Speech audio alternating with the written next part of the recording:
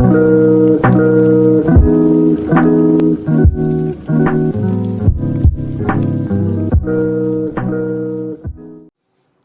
વિદ્યાર્થી મિત્રો, આજનો આપણો નેક્સ્ટ ટોપિક આવે છે વિદ્યુત ફ્લક્સ.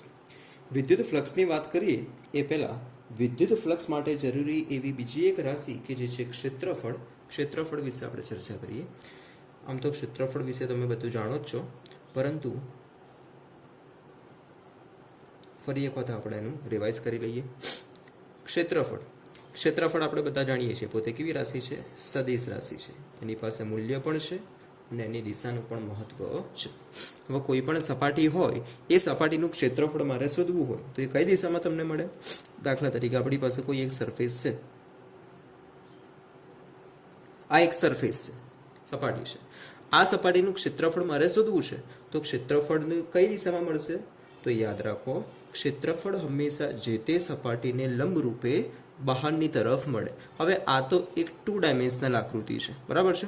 એટલે આના માટે લંબરૂપે બહારની તરફ બે પોસિબિલિટીઝ છે, કાં તો ઉપરની તરફ પણ મળી શકે અને નીચેની તરફ પણ મળી શકે છે. દાખલા તરીકે આપણી પાસે આ જે પેજ છે, આ પેજ માટે જે ક્ષેત્રફળ સદિશ હશે એ આમ પેન જે આપણે ડ્રો કરેલી છે ઉપરની તરફ પણ હોઈ શકે અથવા તો લંબરૂપે નીચેની તરફ પણ તમને મળી શકે છે. પરંતુ જ્યારે કોઈ બંધ વક્ર સપાટી હોય, દાખલા તરીકે કોઈ ગોળો છે કે કોઈ પણ બંધ આવો વક્ર છે, તો બંધ વક્ર માટે જ્યારે એના આપણે સરફેસ ઉપરની કોઈ પણ સપાટીની વાત કરીએ છીએ, દાખલા તરીકે આ એની સરફેસ ઉપરનો કોઈ એક નાનો ભાગ છે, તો આના માટેનો જે ક્ષેત્રફળ સદિશ છે એ હંમેશા લંબરૂપે બહારની તરફ જ તમને જોવા મળશે. એટલે આનો જે ક્ષેત્રફળ સદિશ છે આ હંમેશા સપાટીને લંબરૂપે અને બહારની તરફ જ મળે. તો યાદ રાખજો મિત્રો, જ્યારે પણ ક્ષેત્રફળની દિશાની વાત આવે તો હંમેશા એ સપાટીને લંબરૂપે અને બહારની તરફ જ મળવાની છે. ઓકે, આ તો થઈ વાત ક્ષેત્રફળની. હવે આપણે જે કામની વસ્તુ છે, જે વિદ્યુત ફ્લક્સ છે, આ ફ્લક્સ વિશે એની ડેફિનેશન જોઈએ અને સમજવાનો પ્રયત્ન કરીએ. વિદ્યુત ફ્લક્સ એટલે શું છે એની વ્યાખ્યા સૌપ્રથમ હું તમને લખાવી દઉં છું. વ્યાખ્યા કંઈક આ પ્રમાણે છે કે વિદ્યુત ક્ષેત્રમાં આપેલા બિંદુએ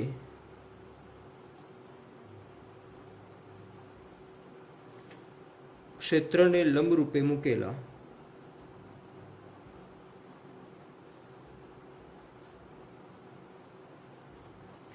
એકમ ક્ષેત્રફળવાળા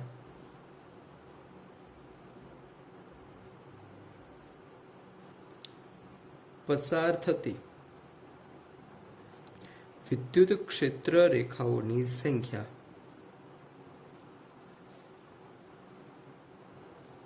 તે બિંદુની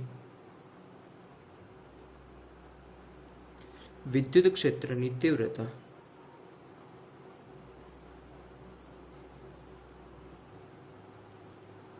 નું માપ દર્શાવે છે. વિદ્યુત ક્ષેત્રની તીવ્રતા અથવા તો આપણે એને કહીશું વિદ્યુત ફ્લક્સ. હવે ફરી એક વખત વ્યાખ્યા લખેલી છે એને સમજવાનો પ્રયત્ન કરીએ છીએ કે વિદ્યુત ક્ષેત્રની અંદર આપેલા બિંદુએ ક્ષેત્રને લંબરૂપે મૂકેલું કોઈ એકમ ક્ષેત્રફળ ધરાવતી સપાટી. માની લો કે આપણી પાસે વિદ્યુત ક્ષેત્ર એક છે, આ આપણું વિદ્યુત ક્ષેત્ર છે.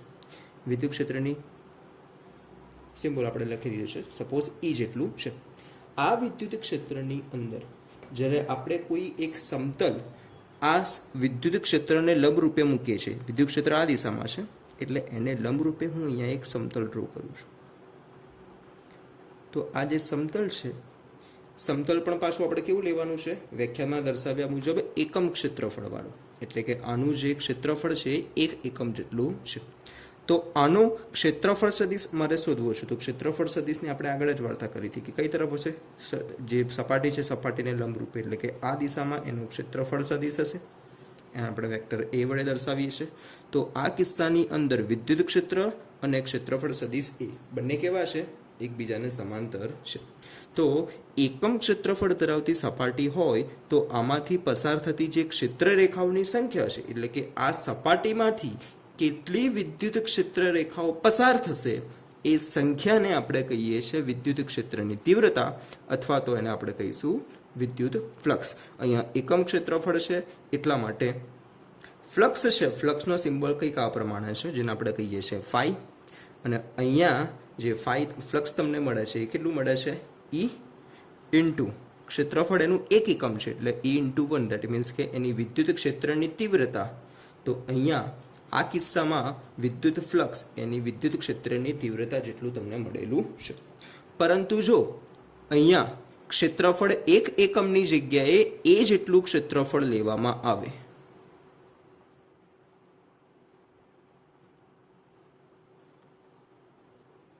સાથે સંકળાયેલું ફ્લક્સ મેળવવું હોય તો એ ફ્લક્સ તમને મળશે વિદ્યુત ક્ષેત્ર જે છે ઈ ગુણ્યા ક્ષેત્રફળ છે એ. તો ઈ ઇન્ટુ એ જેટલું તમને અહીંયા વિદ્યુત ફ્લક્સ તમે મેળવી શકો છો. તો આ વાત થઈ વિદ્યુત ફ્લક્સ માટેની. બીજો એક કિસ્સો જોઈએ છે કે જેની અંદર બંને એકબીજાને સમાંતર ના હોય. અહીંયા વિદ્યુત ક્ષેત્ર અને ક્ષેત્રફળ સદિશ બંને કેવા છે? એકબીજાને સમાંતર છે. એક બે કિસ્સા આપણે એવા જોઈએ કે જે જુદી જુદી દિશામાં હોય. માની લો કે વિદ્યુત ક્ષેત્ર જે હતું એઝ ઇટ ઇઝ એની એ જ દિશામાં છે, પરંતુ જે આપણું પૃષ્ઠ છે એ હવે વિદ્યુત ક્ષેત્રને લંબરૂપે આવેલું નથી. માની લો કે આ પ્રમાણે થોડું ત્રાંસું છે. તો ચલો આના માટે બંનેની ડિરેક્શન શોધવાનો પ્રયત્ન કરીએ. સૌથી પહેલાં તો જે વિદ્યુત ક્ષેત્ર છે એની ડિરેક્શન આ બિંદુથી આપણે ડ્રો કરીએ તો વિદ્યુત ક્ષેત્ર તમને આ દિશામાં મળવાનું છે એટલે કે ઈ. આનું જે ક્ષેત્રફળ સદિશ છે એ આ પૃષ્ઠને લંબરૂપે હશે અને લંબરૂપે એટલે કે આ દિશામાં કંઈક એનો ક્ષેત્રફળ સદિશ એ મળવાનો છે. ધારી લઉં છું કે બંને વચ્ચેનો જે એંગલ છે આ ખૂણો કેટલો છે? થીટા જેટલો છે. તો આવા કિસ્સાની અંદર મારે ફ્લક્સ મેળવવું હોય તો શું કરીશ? તો આવા કિસ્સામાં કે જ્યારે આપેલું પૃષ્ઠ એ વિદ્યુત ક્ષેત્રને લંબરૂપે આવેલું નથી, તો આ જે ક્ષેત્રફળ છે એના બે ઘટકો લઈશું આપણે. એક આ દિશામાં ઘટક મળશે, એક અહીંયા ઉપરની દિશામાં મળશે. આ તરફ પાસેની બાજુ છે એટલે અહીંયા ઘટક આવશે એ કોસ થીટા અને આ તરફ આવશે ઘટક એ સાઇન થીટા. તો આપણે બેમાંથી કયો ઘટક લઈશું? વિદ્યુત ક્ષેત્રની દિશામાં જે ઘટક આવે છે એ જ ઘટક આપણે સિલેક્ટ કરવાનો છે. એટલે આ કિસ્સામાં જો તમારે ફ્લક્સ શોધવું હોય તો ફ્લક્સ ફાઈ બરાબર તમને મળશે વિદ્યુત ક્ષેત્ર જે હતું એ ઈ ઇન્ટુ એ કોસ થીટા. બંને સદિશ રાશિ છે, કોસ થીટા છે. આગળ આપણે સદિશોના ગુણાકાર મેળવેલા છે. પરિણામી સદિશ જે વિદ્યુત ફ્લક્સ છે એ અદિશ રાશિ છે. આ પોતે વિદ્યુત ફ્લક્સ એ કેવી રાશિ છે? અદિશ. એટલા માટે બંને વચ્ચે આપણે અદિશ ગુણાકાર પણ લખી શકીએ છીએ કે જે થશે ઈ ડોટ એ. તો આમ વિદ્યુત ફ્લક્સનું સૂત્ર તમને મળ્યું છે flux phi that is equals to vector E dot vector A. આ જે વિદ્યુત ફ્લક્સ છે, આ વિદ્યુત ફ્લક્સ એ પોતે કેવી રાશિ છે? અદિશ રાશિ છે. એની પાસે માત્ર મૂલ્ય એકલું જ છે, એની કોઈ દિશા હોય નહીં. એનો એકમ મેળવવાનો પ્રયત્ન કરીએ. ચલો ઈ એટલે વિદ્યુત ક્ષેત્ર છે. વિદ્યુત ક્ષેત્રનો એકમ શું થશે? ન્યૂટન પ્રતિ કુલમ.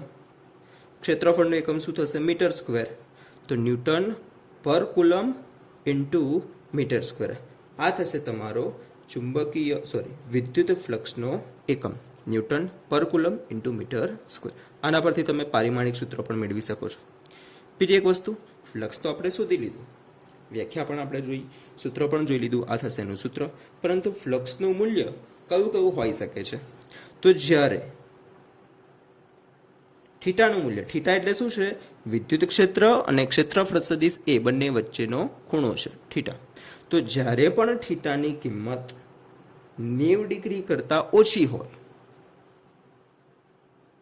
તો ફાઈ તમને કેવું મળે છે? ધન મળે છે. કેમ કે અહીંયા કોસ થીટા આવે છે અને 0 થી 90 ડિગ્રી સુધીના ખૂણા માટે કોસ થીટાનું મૂલ્ય ધન મળશે. જ્યારે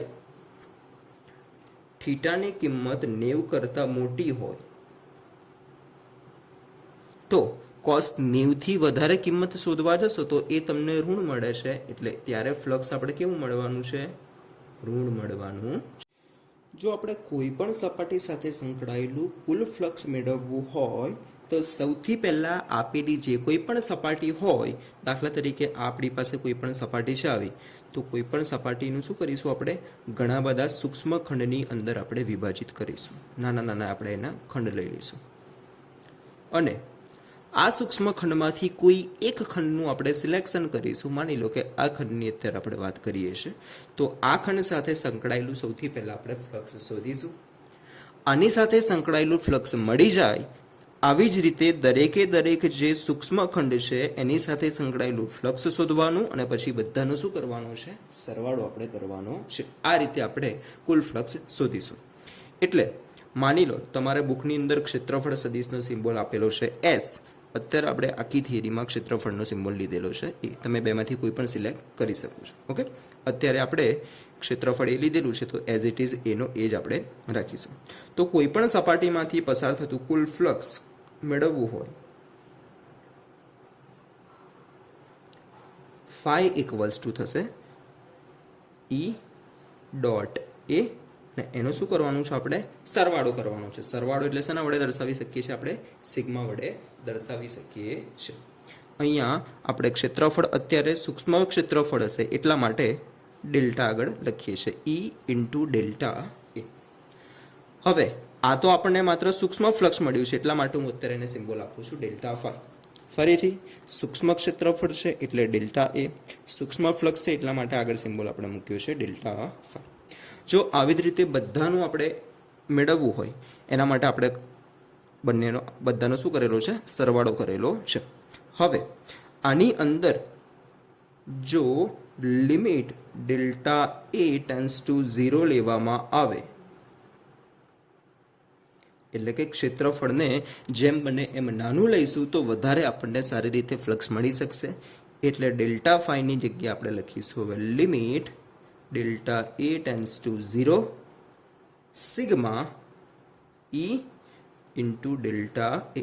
અને જ્યારે પણ લિમિટ અને સિગ્મા આવે છે તો એને આપણે શેમાં દર્શાવીએ છીએ, સંકલન સ્વરૂપે દર્શાવીએ છીએ. તો સંકલન સ્વરૂપે આપણે લખાવીશું ઇન્ટિગ્રેશન E ડોટ ડેલ્ટાની જગ્યાએ થઈ જશે ડી એ, અને સમગ્ર પૃષ્ઠ પરનું છે એટલે આપણે નીચે લખી દઈશું પૃષ્ઠ. બંધ પૃષ્ઠ હોય તો આપણે એના ઉપર આમ રાઉન્ડ કરી દઈશું. આ રાઉન્ડ એ તમને બંધ પૃષ્ઠ દર્શાવે છે. તો આમ કુલ ફ્લક્સ તમને આ સૂત્ર પરથી મળી શકે છે કે flux phi that is equals to integration E dot D, સમગ્ર પૃષ્ઠ ઉપરનું. આ જે આપણે મેથેમેટિકલ સ્ટેપ લખેલું છે એને આપણે કંઈક આ રીતે વાંચી શકીએ છીએ કે વિદ્યુત ફ્લક્સ એ જે તે પૃષ્ઠ પરનું વિદ્યુત ક્ષેત્રનું પૃષ્ઠ સંકલન છે. શું છે, ફરી એકવાર, જે તે પૃષ્ઠ પરનું E એટલે કે વિદ્યુત ક્ષેત્રનું સંકલન છે, પણ બાજુમાં પૃષ્ઠનું ક્ષેત્રફળ છે એટલે આ કયું સંકલન કહેવાય, પૃષ્ઠ સંકલન કહેવાશે. એટલે આપણે લખીશું હવે કે વિદ્યુત ફ્લક્સ એટલે શું છે, તો કોઈ પણ પૃષ્ઠ સાથે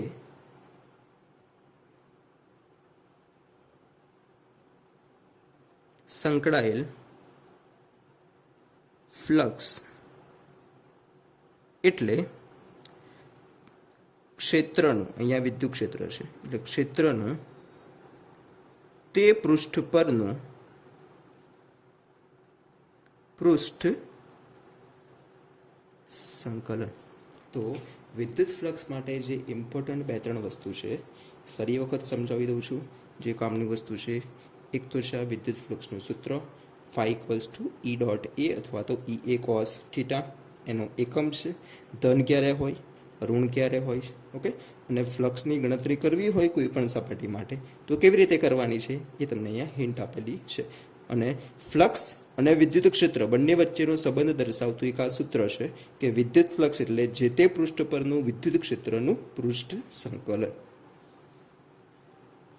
તો આગળનો હવે આપણો ટોપિક આવે છે વિદ્યુત ભારોનું સતત વિતરણ. સતત વિતરણ એટલે કે જ્યારે કોઈ પણ પદાર્થ ઉપર વિદ્યુત ભાર સમાન રીતે વિતરિત થયેલો હોય તો ત્યાં આપણે સતત વિદ્યુત ભાર વિતરણની ચર્ચા કરીએ છીએ. સતત વિદ્યુત ભાર વિતરણની અંદર 3 પ્રકારના પદાર્થ આપણી પાસે હશે. એ 3 પ્રકારના પદાર્થ માટે જુદી જુદી 3 પ્રકારની વિદ્યુતભાર ઘનતા આપણે વ્યાખ્યાયિત કરવાની છે. એમાં સૌથી પહેલા જે વિદ્યુતભાર ઘનતા આવે છે એ આપણે લખીએ છીએ રેખીય વિદ્યુતભાર ઘનતા.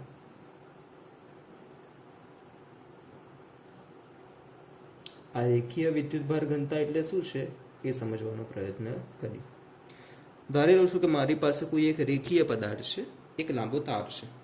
તો તાર ઉપર જ્યારે વિદ્યુતભાર એક સમાન રીતે વિતરિત થયેલા હોય છે, સતત રીતે વિતરિત થયેલા હોય છે, તો આ તાર માટે એક નવી રાશિ આપણે વ્યાખ્યાયિત કરવી પડે છે કે જેનું નામ છે રેખીય વિદ્યુતભાર ઘનતા. એના માટેનો જે સિમ્બોલ છે, સિમ્બોલ આપણે યુઝ કરીએ છીએ લેમ્બડા.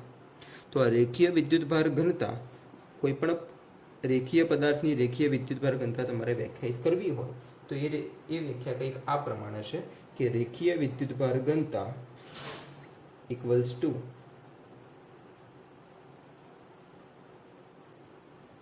આ સમગ્ર રેખા ઉપર જેટલો પણ વિદ્યુતભાર છે એ કુલ વિદ્યુતભાર, રેખાનો કુલ વિદ્યુતભાર. આ વિદ્યુતભારને એની કુલ લંબાઈ વડે આપણે ડિવાઈડ કરવાનો છે. એની કુલ લંબાઈ સિમ્બોલ સ્વરૂપે લખીએ તો રેખીય વિદ્યુતભાર ઘનતા એટલે lambda, that is equals to થશે કુલ વિદ્યુતભાર એટલે કે ક્યુ, લંબાઈ એટલે કે છે એલ. તો આમ તમે રેખીય વિદ્યુતભાર ઘનતા વ્યાખ્યાયિત કરી શકો છો. યુઝ એનો આગળ આવશે. આનો એકમ જોઈએ. એકમ શું હશે? આનો વિદ્યુતભાર છે એટલે એકમ આવશે એનો કુલમ, છેદમાં મીટર છે એટલે કે કુલમ્બ પર મીટર. આ થયો એકમ રેખીય વિદ્યુતભાર ઘનતા માટે. જેમ અહીંયા આપણે રેખીય પદાર્થની વાત કરી છે, આવી જ રીતે જ્યારે કોઈ આ રેખીય એટલે કે વન ડાયમેન્શનલ પદાર્થ હશે, એની પાસે એક જ પરિમાણ હશે, લંબાઈ એકલું. જો દ્વિપરિમાણની અંદર કોઈ એક સમતલીય આકૃતિ આપણને આપેલી હોય તો એના માટે આપણે બીજી વિદ્યુતભાર ઘનતા વ્યાખ્યાયિત કરવી પડે છે કે જે છે પૃષ્ઠ વિદ્યુતભાર ઘનતા. તો આ પૃષ્ઠ વિદ્યુતભાર ઘનતા કેવી રીતે વ્યાખ્યાયિત કરી શકાય એ સમજીએ. રેખીય વિદ્યુતભાર પાસે માત્ર એટલે રેખીય વિતરણ હોય તો માત્ર એની પાસે એક જ પરિમાણ હોતું હતું, એની લંબાઈ એકલી. જ્યારે પૃષ્ઠ વિદ્યુતભાર વિતરણ હોય તો આવા પૃષ્ઠ વિતરણ માટે માની લો કે પૃષ્ઠનું ક્ષેત્રફળ આપણી પાસે અહીંયા આપેલું છે. આપણે નોર્મલી ક્ષેત્રફળને એ વડે દર્શાવીએ છીએ. તમારા બુકમાં આપેલું છે ડેલ્ટા એસ વડે. એટલે તમે ડેલ્ટા એસ લો ક્ષેત્રફળ અથવા તો ડેલ્ટા એ લો, કોઈ ફરક પડવાનો નથી. તો અહીંયા આપણે પૃષ્ઠ વિદ્યુતભાર ઘનતાની વ્યાખ્યા લખીએ છીએ. પૃષ્ઠ વિદ્યુતભાર ઘનતા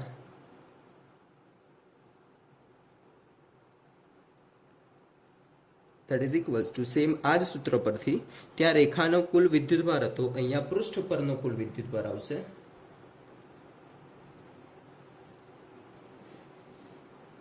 ભાગ્યા ત્યાં રેખા પાસે લંબાઈ હતી, પૃષ્ઠ પાસે શું છે એનું કુલ ક્ષેત્રફળ છે, તો છેદમાં આવશે કુલ એનું ક્ષેત્રફળ.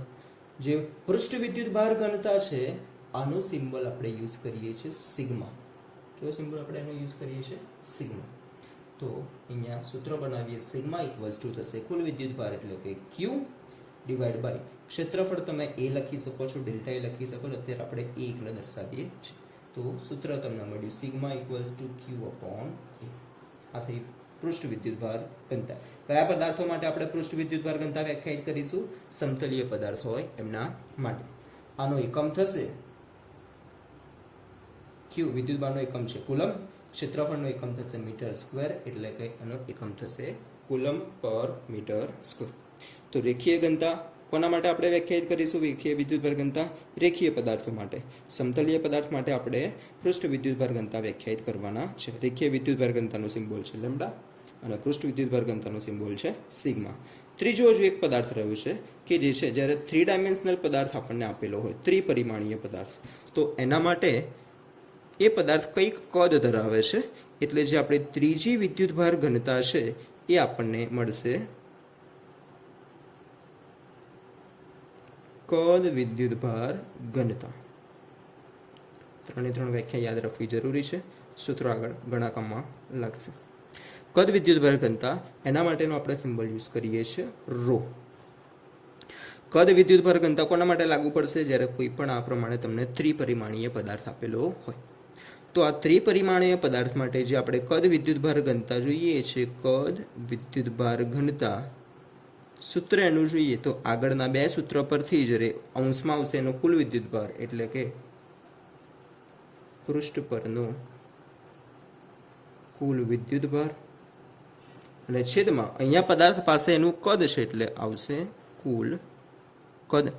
એટલે કદ વિદ્યુત ભાર ઘનતા છે, સિમ્બોલ આપણે એનો યુઝ કર્યો છે rho, that is equals to થશે એના પરનો કુલ વિદ્યુત ભાર એટલે કે ક્યુ, છેદમાં છે એનું કુલ કદ એટલે કે વી. તમે ડેલ્ટા ક્યુ અને ડેલ્ટા વી પણ યુઝ કરી શકો છો. તો આ થયું કદ વિદ્યુત ભાર ઘનતા rho, that is equals to Q by V. એનો એકમ થશે અંશમાં ક્યુ છે, અંશનો વિદ્યુત ભારનો એકમ થશે કુલમ એટલે કે સી, છેદમાં કદ છે, કદનો એકમ થશે મીટર ક્યુબ એટલે કુલંબ પર મીટર ક્યુબ. આ થઈ ગયો કદ વિદ્યુત ભાર ઘનતાનો એકમ. તો 3 વિદ્યુત ભાર ઘનતા આપણે જોઈ છે, રેખીય વિદ્યુત ભાર ઘનતા, પૃષ્ઠ વિદ્યુત ભાર ઘનતા અને કદ વિદ્યુત ભાર ઘનતા. જ્યારે રેખીય પદાર્થ આપેલો હોય તો રેખીય વિદ્યુત ભાર ઘનતા વ્યાખ્યાયિત કરીશું. જ્યારે કોઈ પૃષ્ઠ આપેલું હોય દ્વિપરિમાણમાં તો આપણે પૃષ્ઠ વિદ્યુત ભાર ઘનતા યુઝ કરીશું, અને જ્યારે કોઈ કદ આપેલું હોય તો એના માટે આપણે કદ વિદ્યુત ભાર ઘનતા યુઝ કરવાના છે. તો જે 3 વિદ્યુત ભાર વિતરણ આપણે જોયું છે, 3 સેમ પ્રોસિજર કરવાની છે. એટલે હવે નેક્સ્ટ જે આપણે સતત વિદ્યુત ભાર વિતરણને લીધે ઉદ્ભવતું વિદ્યુત ક્ષેત્ર છે, 3 સેમ પ્રોસિજર છે. એટલે આપણે કદ વિદ્યુત ભાર ઘનતાને કારણે ઉદ્ભવતું વિદ્યુત ક્ષેત્ર આપણે મેળવીશું. આકૃતિ જે આગળ આપણે લીધી છે એનો ફરીથી આપણે યુઝ કરવાનો છે. માની લો આકૃતિ અહીંયા આપણે બીજી એક ડ્રો કરી દઈએ છીએ કે આપણી પાસે કોઈ એક ત્રિપરિમાણીય પદાર્થ આપેલો છે. આ પદાર્થને કારણે કોઈ બિંદુ P પાસે આપણે ઉત્પન્ન થતું વિદ્યુત ક્ષેત્રનું સૂત્ર મેળવવું છે. એના માટે હું શું કરીશ, તો સૌ પ્રથમ તો કોઈ આપણે એક સંદર્ભ બિંદુ લઈ લઈશું. માની લો કે સંદર્ભ બિંદુ આપણી પાસે આ રહ્યું છે બિંદુ O. બિંદુ O ને કારણે હવે સૌપ્રથમ જે આપણો કદ છે, કદના આપણે શું કરીશું, ઘણા બધા નાના નાના સૂક્ષ્મ ખંડ આપણે કરી દઈશું. માની લો કે આવો જ કોઈ એક સૂક્ષ્મ ખંડ અહીંયા આપણે લીધેલો છે કે જેનું ઉગમ બિંદુથી જે સ્થાન સદિશ છે, આ સ્થાન સદિશ માની લો છો કે વેક્ટર r જેટલો છે. ફરીથી એક આપણને ત્રિપરિમાણીય પદાર્થ આપેલો છે. પદાર્થથી બિંદુ P એવું છે કે જેથી આ જે સૂક્ષ્મ ખંડ આપણે વિચારેલું છે એનાથી સ્થાન સદિશ માની લો કે એનો કેટલો છે, r ડેશ જેટલો છે. તથા આ સૂક્ષ્મ ખંડ જે આપણે વિચારેલો છે એનો સ્થાન સદિશ કેટલો છે, સદિશ r જેટલો છે. બિંદુ P નો સંદર્ભ બિંદુની સાપેક્ષે જે સ્થાન સદિશ છે એ માની લો કે કેપિટલ R જેટલો છે. તો હવે આ સમગ્ર પદાર્થને કારણે બિંદુ P પાસે કેટલું વિદ્યુત ક્ષેત્ર ઉત્પન્ન થશે, એના માટે શું કર્યું આપણે, સમગ્ર પદાર્થને નાના નાના સૂક્ષ્મખંડમાં વિભાજિત કર્યો. એવો એક સૂક્ષ્મખંડ આપણે લીધેલો છે અહીંયા. હવે ચલો આ પદાર્થ કેવો છે, ત્રિપરિમાણીય છે. તો એના માટે આપણે કઈ વિદ્યુત ભાર ઘનતા વ્યાખ્યાયિત કરીશું, તો એના માટે આપણે કદ વિદ્યુત ભાર ઘનતા વ્યાખ્યાયિત કરીશું. માની લો કે આ જે સૂક્ષ્મ ભાગ છે, આ સૂક્ષ્મ ભાગનું કદ કેટલું છે, ડેલ્ટા V. તો ડેલ્ટા V જેટલા સૂક્ષ્મ ખંડ ઉપર રહેલો વિદ્યુત ભાર, આ વિદ્યુત ભારને અત્યારે આપણે નામ આપીશું કેટલો હશે, જે આપણે રો, ક્યુ અને વી 3 વસ્તુ આપેલું છે એમાંથી આપણે રો અહીંયા વ્યાખ્યાયિત કરેલું છે. વિદ્યુત ભાર શોધવો છે તો ક્યુ બરાબર શું થવાનું છે, રો ઇન્ટુ વી. તો ક્યુ ઇક્વલ્સ ટુ તમને મળશે રો ઇન્ટુ કદ છે જે છે ડેલ્ટા વી. આને કારણે આનાથી કેટલા અંતરે છે, r ડેશ અંતરે છે. આ વિદ્યુત ભારને કારણે બિંદુ P પાસે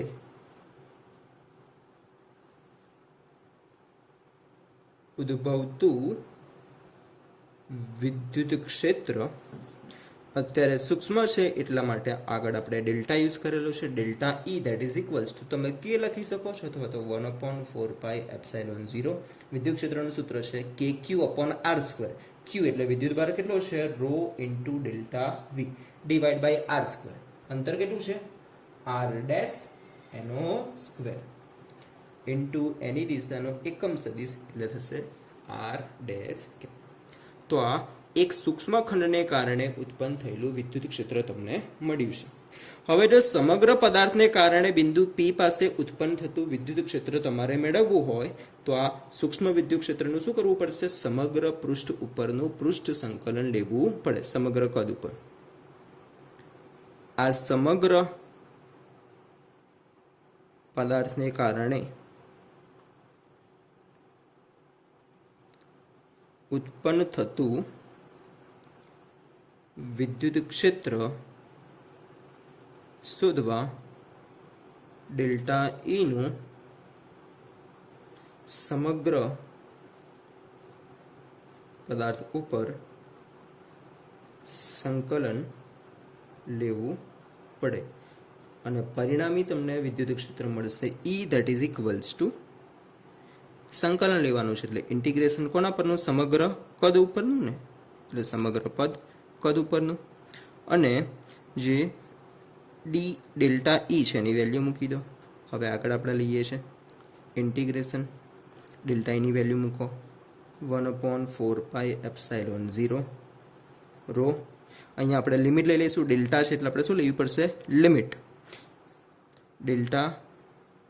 ડેલ્ટા વીની જગ્યાએ થઈ જશે ડીવી upon are dash no square R dash K તો આ તમને વિદ્યુત ક્ષેત્ર કુલ મળ્યું E. આમ વિદ્યુત ક્ષેત્ર E બરાબર 1/4πε જે બે અચળ છે સંકલનની બહાર આપણે લઈ લઈએ છીએ ઇન્ટિગ્રેશન સમગ્ર કદ પરનું રો ડીવી આર ડેશનો સ્ક્વેર ઇન્ટુ આર ડેશ કે.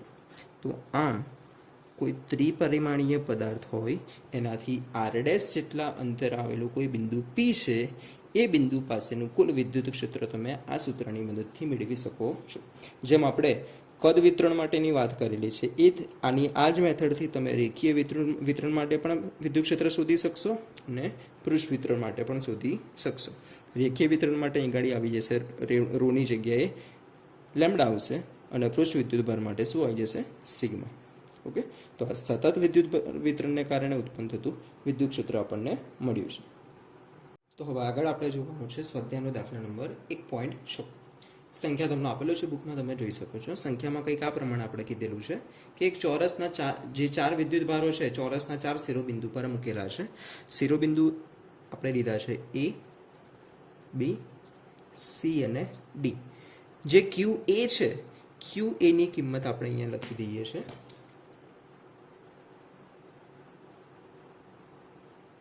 એ તમને આપેલી છે 2 માઇક્રોકુલમ. QB છે એની તમને વેલ્યુ આપેલી છે -5 માઇક્રોકુલમ. QC છે એની તમને વેલ્યુ આપેલી છે ફરીથી પાછી 2 માઇક્રોકુલમ અને QD છે એટલે કે D બિંદુ પાસેનો વિદ્યુતભાર કેટલો છે -5 માઇક્રોકુલમ. તો બિંદુ A પર છે 2 માઇક્રોકુલમ, અહીંયા છે -5 માઇક્રોકુલમ, અહીંયા ફરીથી પાછો 2 માઇક્રોકુલમ અને અહીંયા છે -5 માઇક્રોકુલમ. ચોરસની બાજુનું માપ આપેલું છે તમને 10 સેન્ટીમીટર એટલે દરેક બાજુનું માપનું લંબાઈ છે 10 સેન્ટીમીટર. તો ચોરસના કેન્દ્ર પર મૂકેલો એક માઇક્રોકુલમ વિદ્યુતભાર પર લાગતું બળ આપણે શોધવાનું છે. અહીંયા આપણે એક વિદ્યુતભાર મૂકેલો છે ચોરસનું કેન્દ્ર છે O કે જેના ઉપર આપણે 1 માઇક્રોકુલમ જેટલો વિદ્યુતભાર મૂકેલો છે. તો એના પર લાગતું બળ આપણે શોધવાનું છે. ચલો સૌપ્રથમ કેન્દ્રની આસપાસ કેટલા વિદ્યુતભાર છે 4. તો વિદ્યુતબળ કેટલા લાગશે 4 વિદ્યુતબળ લાગવાના છે. બીજી એક વસ્તુ કે કેન્દ્રથી 4 શિરોબિંદુનું અંતર જુઓ તો કેવું છે એક સરખું છે. હા, એક સરખું છે. બી અને ડી બંને ઉપર વિદ્યુત ક્ષેત્રનું મૂલ્ય વિદ્યુતભારનું મૂલ્ય કેવું છે એક સરખું. બંનેનું અંતર પણ કેવું છે એક સરખું જ છે એટલે બંનેને કારણે ઉત્પન્ન થતું વિદ્યુત ક્ષેત્ર તમને કેવું મળવાનું છે એક સરખું મળવાનું છે. એ જ રીતે A અને C બંને ઉપર વિદ્યુતભાર એક સરખો છે અને કેન્દ્રથી બંનેનું અંતર પણ એક સરખું છે એટલે આ બંનેને કારણે પણ મળતું બળ કેવું હશે એક સમાન જ હોવાનું છે. તો આપણે લખી શકીએ છીએ કે અહીં QA = QC હોવાથી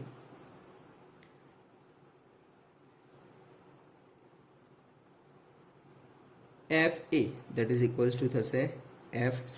બંનેને કારણે લાગતું બળ પણ કેવું હશે એક સરખું જ હશે. પણ બંનેની દિશા આપણે જોવાનો પ્રયત્ન કરીએ. દિશા કંઈક આપણને મળશે. A એ પોતે ધન વિદ્યુતભાર છે, આ પણ એક ધન વિદ્યુતભાર છે એટલે એને કારણે આ દિશામાં તમને કંઈક મળશે. આ બળ મળ્યું FA. C એ પોતે ધન વિદ્યુતભાર છે, આ પણ ધન વિદ્યુત ભાર છે તો બંને વચ્ચે અપાકર્ષણ લાગશે એટલે કે સી ને કારણે બળ આ દિશામાં લાગશે એફ સી એટલે બંનેનું મૂલ્ય સરખું છે પણ દિશા કેવી છે પરસ્પર વિરોધી છે એટલા માટે આપણે લખી શકીએ F A equals to minus of F C આવી જ રીતે QB ઇક્વલ્સ ટુ QD હોવાથી એ બંનેનું બળ પણ કેવું મળશે તમને એક સરખું જ મળવાનું છે ત્યાં પણ આપણે દિશાની ગણતરી કરી લઈએ ડી છે એ ઋણ છે આ ધન વિદ્યુત ભાર છે એટલે એને પોતાની તરફ આકર્ષશે એટલે આ FB થયું ડી એ પણ પોતે ઋણ વિદ્યુત ભાર છે એટલે એને પણ આકર્ષણ થવાને કારણે આ દિશામાં FD મળશે તો FB અને FD ફરી પાછા કેવા છે એકબીજાથી પરસ્પર વિરુદ્ધ દિશામાં છે એટલા માટે અહીંયા પણ આગળ સિમ્બોલ આવશે નેગેટિવ માટે પરિણામે કેન્દ્ર O પાસે રાખેલા વિદ્યુત ભાર ઉપર લાગતું બળ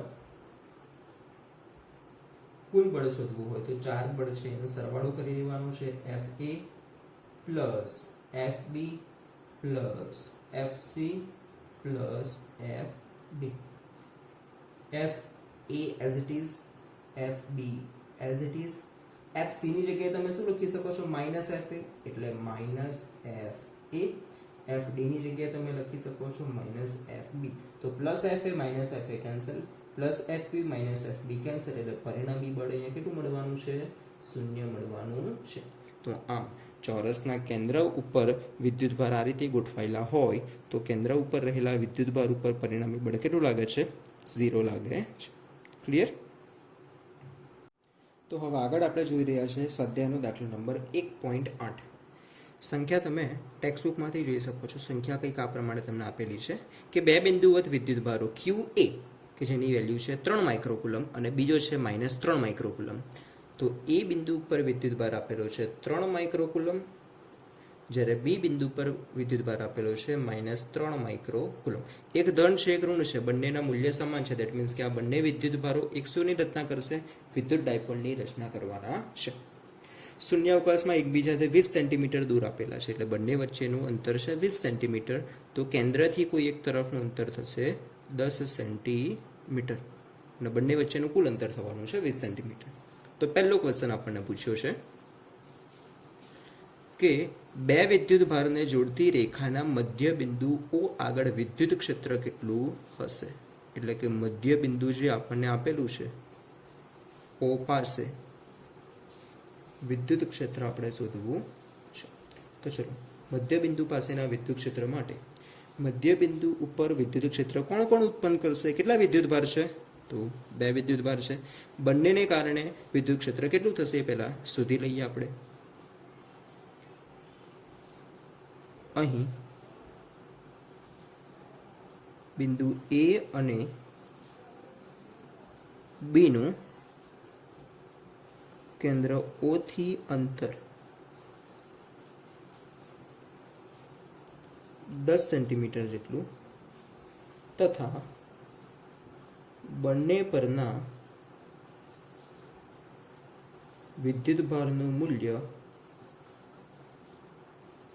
એક સમાન હોવાથી ચલો બંનેનું કેન્દ્રથી અંતર એક સરખું છે વિદ્યુતભાર પણ એક સરખો છે એટલે બંનેને કારણે લાગતું જે વિદ્યુત ક્ષેત્ર હશે એનું મૂલ્ય કેવું મળવાનું છે એક સમાન જ મળશે એટલે તમે લખી શકો છો EA ઇક્વલ્સ ટુ EB દિશા શોધીએ આ ધન વિદ્યુતભાર છે તો આ ધન વિદ્યુતભાર છે એટલે ત્યાં વિદ્યુત ક્ષેત્ર આ દિશામાં હશે એટલે EA તમને આ ડિરેક્શનમાં મળશે આ ઋણ વિદ્યુતભાર છે એટલે એમાં વિદ્યુત ક્ષેત્ર અંદરની તરફ જશે તો EC એ પણ તમને આ જ ડિરેક્શનમાં મળશે EB બંને એક જ દિશામાં છે એટલે બંનેનો શું થશે સરવાળો માટે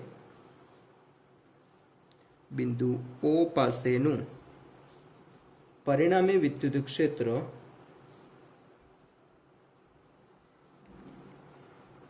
E that is equals to EA plus EB પરંતુ બંને સરખા છે એટલે આપણે લખી શકીએ EA plus EA that means કે 2 times EA ચલો 2 વિદ્યુત ક્ષેત્રનું સૂત્ર શું છે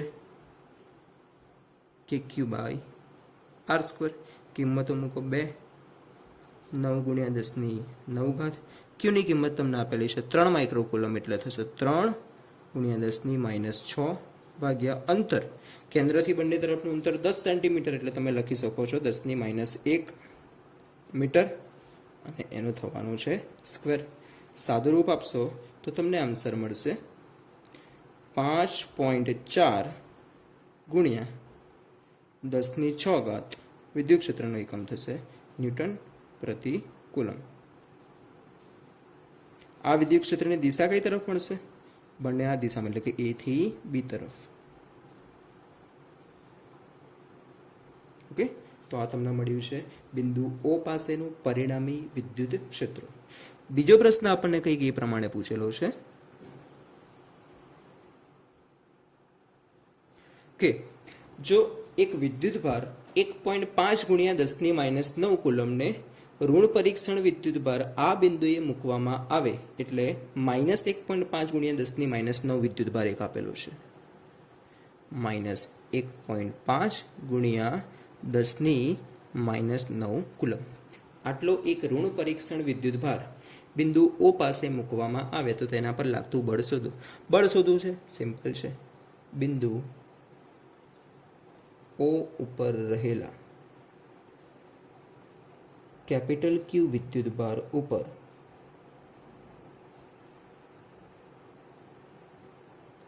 લાગતું બળ.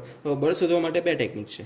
પહેલું તો એ પણ એના ઉપર કંઈક બળ લગાડશે, એને આપણે કહીશું એફ એ. બી પણ એના ઉપર કંઈક બળ લગાડશે, એને આપણે કહીશું એફ બી. બંને તમે શોધી શકો છો અને બંનેને શું કરી શકો છો? સરવાળો. અથવા તો એક શોર્ટકટ મેથડ છે કે વિદ્યુત ક્ષેત્ર આપણી પાસે ઓલરેડી છે. વિદ્યુત ક્ષેત્ર આપેલું હોય તો વિદ્યુત બળ તમે શોધી શકો છો કે વિદ્યુત ક્ષેત્ર અને વિદ્યુત બળ વચ્ચેનો સંબંધ શું છે? F = Q × E. ચલો, વિદ્યુત ભાર આપેલું છે -1.5 ગુણ્યા 10⁻9 કુલમ ગુણ્યા વિદ્યુત ક્ષેત્ર એ બિંદુ પાસે કેટલું છે? 5.4 ગુણ્યા 10⁶ ન્યૂટન પ્રતિ કુલમ. એકમ આપણે નથી લખતા, તો બંનેનો ગુણાકાર કરશો તો તમને આન્સર મળશે -8.1 ગુણ્યા 10⁻3 ન્યૂટન. એટલે આ બિંદુ ઓ ઉપર રહેલા કેપિટલ ક્યુ વિદ્યુત ભાર ઉપરનું બળ તમને મળ્યું. ઓકે.